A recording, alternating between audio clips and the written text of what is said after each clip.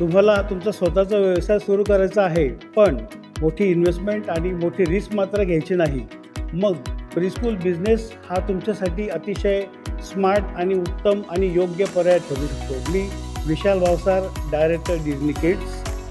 कमी प्रारंभिक गुंतवणुकीत प्रीस्कूल बिझनेसमध्ये प्रवेश करा आणि तुमच्या बजेट आणि पसंतीनुसार तुमच्या स्वतःच्या स्कूलचा सेटअप तुम्ही स्वतःच करा.